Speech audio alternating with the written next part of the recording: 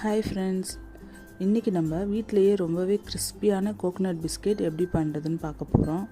பாருங்கள், வெளியில் எவ்வளோ கிறிஸ்பியாக உள்ளே எவ்வளோ சாஃப்டாக பேக் ஆகியிருக்குன்னு. வாங்க இதை எப்படி பண்ணுறதுன்னு டக்குன்னு பார்த்துடலாம்.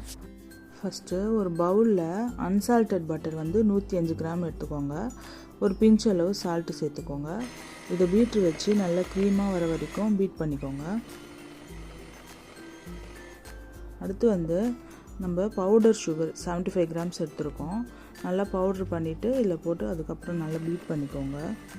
சுகரும் பட்டரும் நல்லா ஒன்றா சேர்ந்து ஸ்மூத்தாக நல்லா க்ரீமியாக அந்த பதத்துக்கு வர வரைக்கும் பீட்டை வச்சு நல்லா மிக்ஸ் பண்ணி எடுத்துக்கோங்க. நெக்ஸ்ட்டு நம்ம மைதா எடுத்துக்கலாம். 150 கிராம்ஸு நல்லா சலிச்சு எடுத்துக்கோங்க.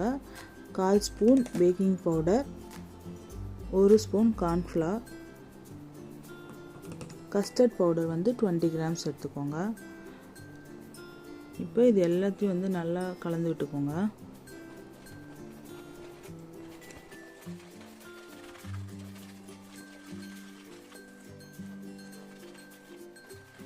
நெக்ஸ்ட்டு நம்ம பட்டர் கூட இந்த மாவை சேர்த்து பொறுமையாக கலந்து விட்டுக்கலாம்.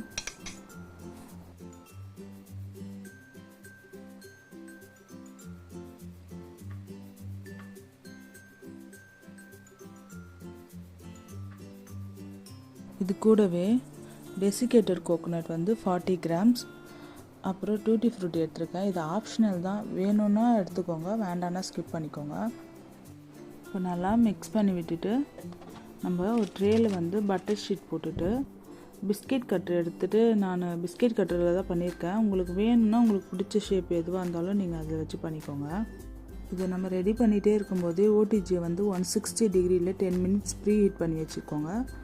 இப்போ பேக் பண்ணும்போது 180 டிகிரியில் 20 மினிட்ஸ் போத் ராட் ஆன் பண்ணிக்கோங்க. ஆன் பண்ணிவிட்டு பேக் பண்ணி எடுத்துட்டோன்னா பிஸ்கெட் நம்மளுக்கு ரெடி ஆகிடும். ஒரு 20 மினிட்ஸ் நல்லா ஃபேனில் ஆற வச்சுட்டு எடுத்திங்கன்னா குக்கீஸ் நம்மளுக்கு ரெடி ஆகிடும். நீங்கள் கண்டிப்பாக ட்ரை பண்ணிவிட்டு எப்படி இருந்துச்சுன்ட்டு கமெண்ட்டில் சொல்லுங்கள். இந்த வீடியோ உங்களுக்கு பிடிச்சிருந்தால் மறக்காமல் லைக் பண்ணுங்கள், ஷேர் பண்ணுங்கள். அப்புறம் நம்ம சேனலுக்கு சப்ஸ்கிரைப் பண்ணிவிட்டு சப்போர்ட் பண்ணுங்கள். நெக்ஸ்ட் வீடியோவில் பார்க்கலாம். பாய்.